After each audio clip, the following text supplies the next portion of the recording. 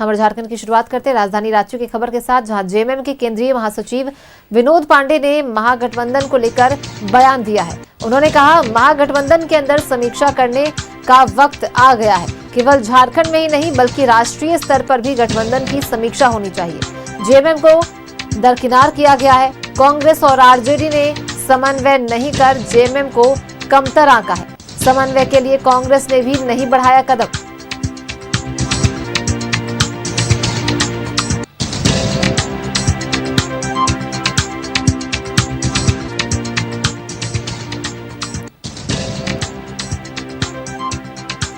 Phone line पर सहयोगी राकेश हमारे साथ जुड़ गए हैं ज्यादा जानकारी के साथ।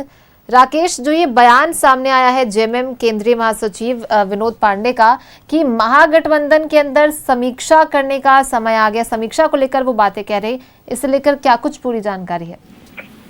बिहार में जिस तरीके से झारखंड मुक्ति मोर्चा को दरकिनार किया गया, उसके बाद से ही झारखंड मुक्ति मोर्चा के नेताओं की तरफ से ये कहा जा रहा था कि यहाँ भी जो है जो गठबंधन है उसकी समीक्षा की जाएगी। तो उसी संदर्भ में यह बयान जो है पार्टी के केंद्रीय महासचिव विनोद पांडे का आया है। उन्होंने कहा कि देखिए, चुनाव संपन्न हो चुका है, घाटशिला का भी चुनाव संपन्न हो चुका है, परिणाम आ चुके हैं। तो ऐसे में अब समय आ चुका है कि महागठबंधन जो स्टेट में है, जिसमें आरजेडी है, कांग्रेस है, लेफ्ट है, तो उसकी समीक्षा अब होनी है। हालांकि तिथि अभी निर्धारित नहीं है कि वो समय कब है, कब समीक्षा होगी, लेकिन इतना जरूर है और इतना जरूर कहा गया है विनोद पांडे के तरफ से कि समीक्षा जो है वो जल्द होगी और निश्चित तौर पे जो है वो समीक्षा होगी।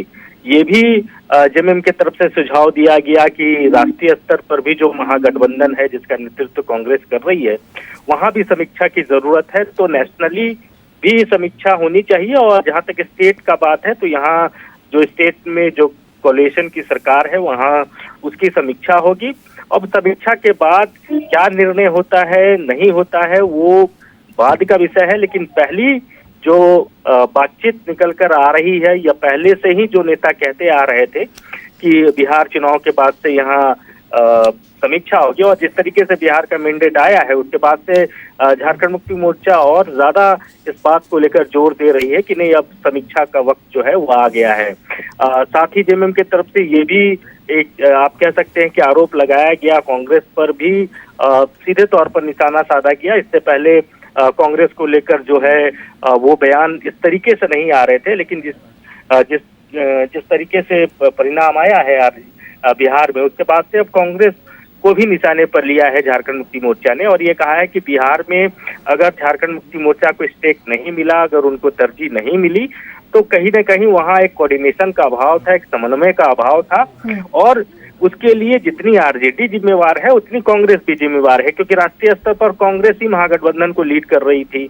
तो ऐसे में कांग्रेस की भी ये भूमिका बड़ी थी कि झारखंड मुक्ति मोर्चा को कैसे इस फोल्डर में लिया जाए और कांग्रेस का भी अप्रोच जो था वो जेएमएम को लेकर बहुत सकारात्मक नहीं था। जी चलिए, बहुत बहुत धन्यवाद राकेश हमारे साथ जुड़ने के लिए और इन तमाम जानकारियों को साझा करने के लिए।